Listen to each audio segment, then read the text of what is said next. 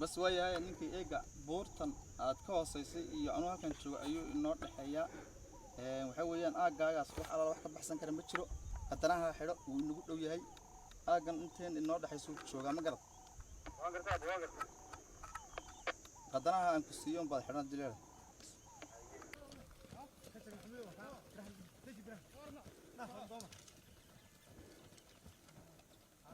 kulan wacan oo wanaagsan daawadayaal meel waliba aad joogtaan kusoo dhawaada wararkaynu idinkaga hayno xaaladihii u dambeeyay dagaaladii ka socday xadka dowlad deegaanka Soomaalida qodobada aynu wararkayna kusoo qaadani doono waxaa kamid ah dagaal xooggan ayaa waxaa la sheegayaa in xadka feerfeer ay ka socdaan walow dagaaladaasi ay yihiin dagaalo si xooggan uga socda halkaasi waxaana la sheegay in dagaalada halkaasi ka socdo ay yihiin dagaalo goosgoos ah sidoo kale waxaynu eegi doonaa guud ahaan xarakada al-shabaab goobaha ay haatanba ay ku jirto lana sheegayo in ay wali ay ka dhex dagaalamayaan waxaana la soo sheegayaa in al-shabaab ay doonayso in ay la wareegaan xadka dowlad deegaanka gaar ahaan goobaha ay ceelashu shidaalka ay ku yaalaan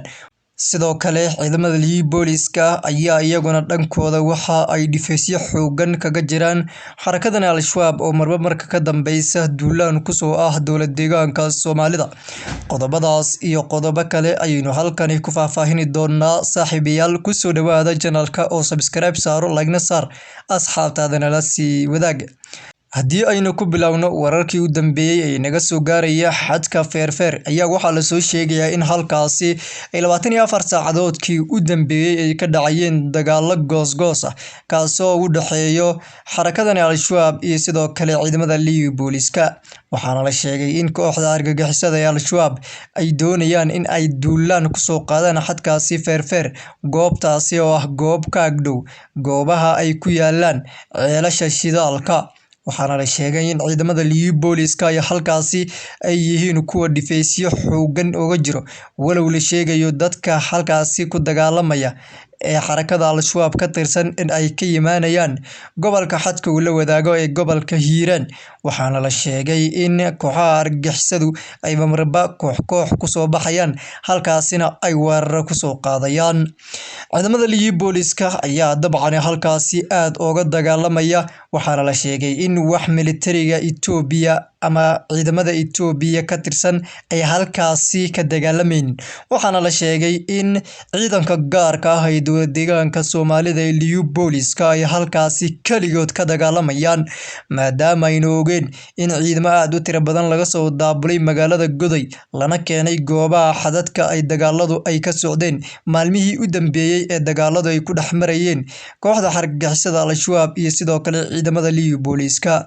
waxaana la sheegay in ciidamadaasi ee gaarka ah ee dowlad deegaanka ay kaligood ay dhifeysyada ay ku jiraan sidoo kalena ay xadkaasi aad u ilaalinayaan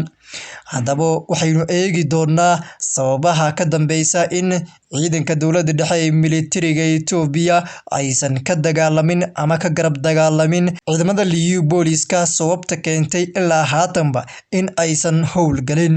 walow aynu ogeen in madaxweynaha dowlad deegaanka Soomaalida Mustafa uu waraysi uu siinayay VOA-da laanteeda Amxaariga in uu ku sheegay in ay ka barbar dagaalamayaan ciidamada booliska waxa uu sheegay madaxweynaha in ciidamada booliska ay garab xoogan ka helayaan ciidamada militariga waa sida uu sheegay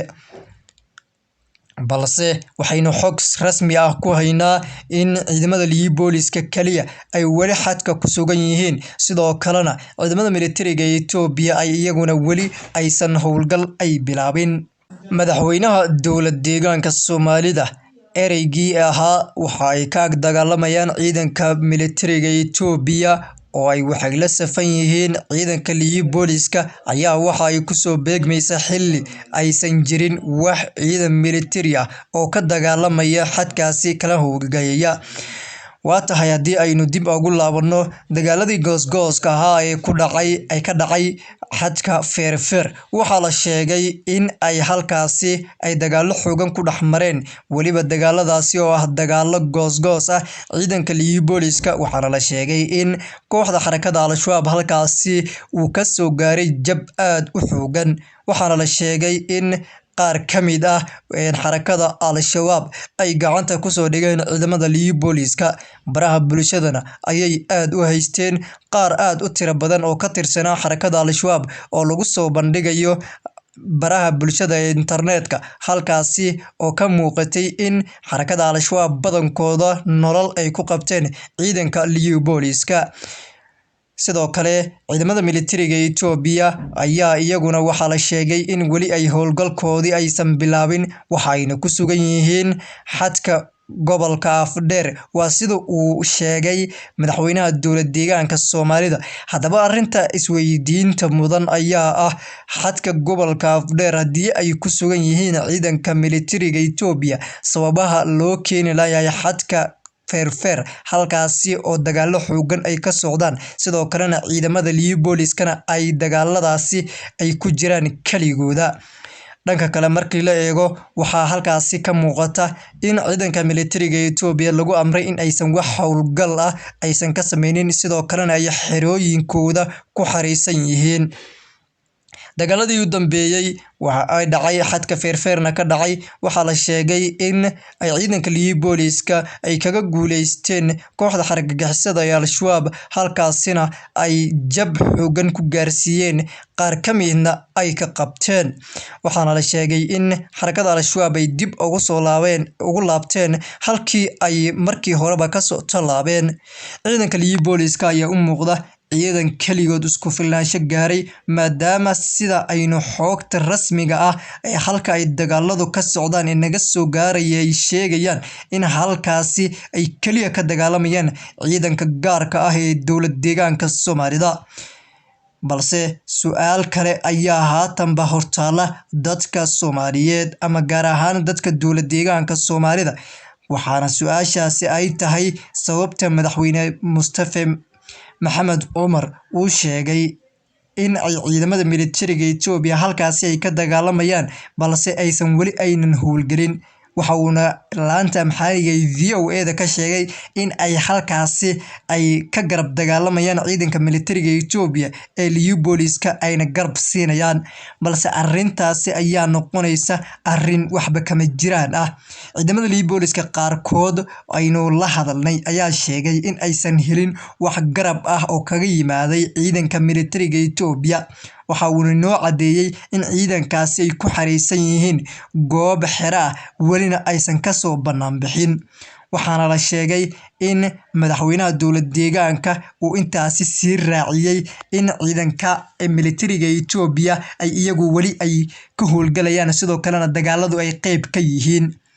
arrintaasi waxa ay u taallaa sababaha kalifay in madaxweyne Mustafa uu beentaasi cad u sheego dadka, sidoo kalena waxa ay ciidanka liyu booliska haystaan awood buuxda ay isaga dhicin karaan. waa tahay saaxiibayaal, intaasi ayaynu kusoo gabagabaynaynaa. wassalaamu calaykum waraxmatullaahi wabarakaatuh.